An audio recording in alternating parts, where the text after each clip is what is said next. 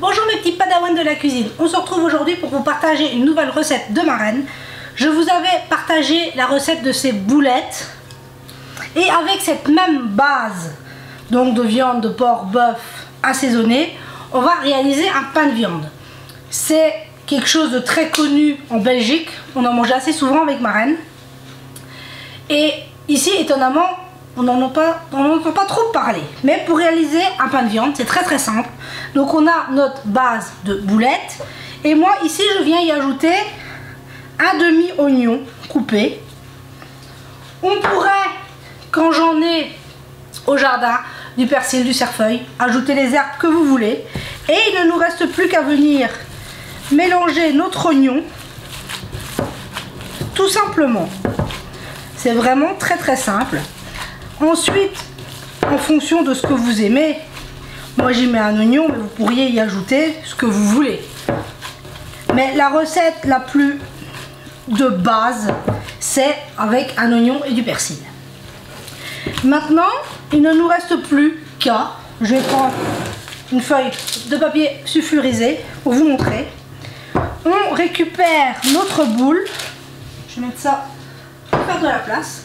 On a donc notre farce qu'on va venir tout simplement bien compacter entre les mains pour venir façonner comme un ballon de rugby, un ovale, tout simplement. Voilà la forme traditionnelle d'un pain de viande comme moi je l'ai connu quand j'étais jeune. Donc là maintenant je vais enlever mes gants, j'ai fini de manipuler la viande. Il y a plusieurs écoles.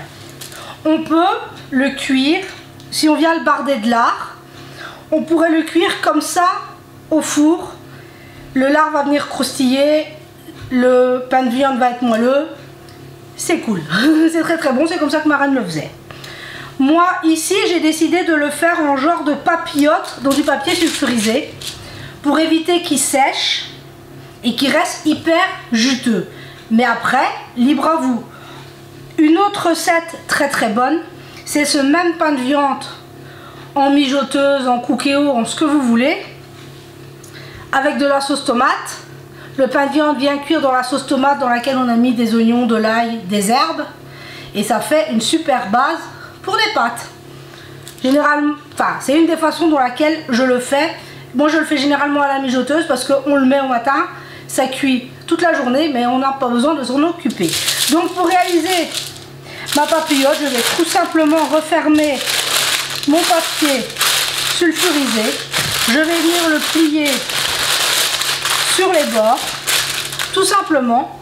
J'ai mon petit moule à gratin et je viens mettre mon pain de viande à l'intérieur. Maintenant, moi ici j'ai environ 750 grammes, oui à peu près, d'hachis. On va compter, allez, à 180 degrés, chaleur tournante comme d'habitude. On va compter entre 3/4 d'heure, donc 45 minutes, 1 heure, dépendamment des fours. Mais vous allez voir, il fera juste ouvrir un petit peu la papillote et regarder. Mais généralement, pour cette quantité, 1 heure suffit largement. Donc là, excusez-moi, j'ai eu une coupure de batterie. Ma caméra s'est éteinte, boum, comme ça. Donc je vous disais, il ne nous reste plus que là à le mettre au four. Et on se retrouve tout à l'heure pour vous montrer le résultat.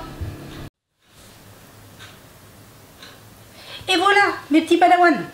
3/4 d'heure, 50 minutes se sont écoulées. On voit que qu'il est cuit. Je l'ai piqué pour être sûr. Comme je vous expliquais, on voit que tout le gras a rendu et est au fond de notre plat, ce qui fait que notre pain de viande ne sera pas gras. Donc là, je vais aller chercher une assiette pour le débarrasser. Vous verrez mieux et on se retrouve tout de suite.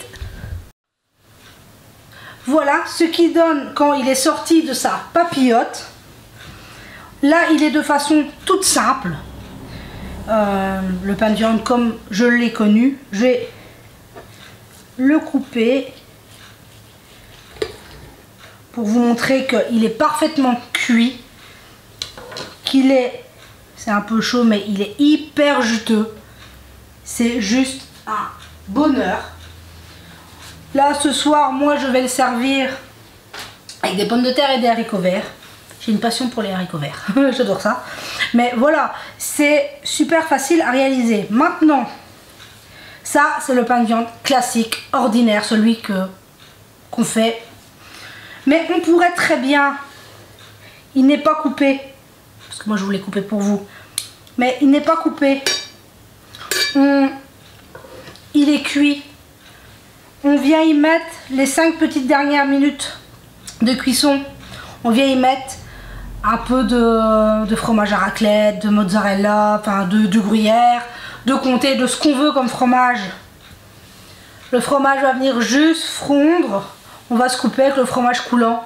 Voilà, il y a plein de variantes possibles. Donc vous voyez que c'est un des classiques de ma reine. En Belgique, il s'achète même tout fait. On l'achète, on le met au four. Il est déjà dans sa barquette.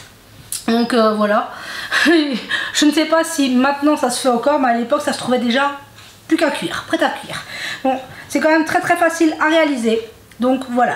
Pour les nouvelles, excusez-moi. Pour les nouvelles, bah, tout continue. Hein. Ça se poursuit, ça se poursuit. Marthe va bien, elle poursuit ses efforts. Voilà.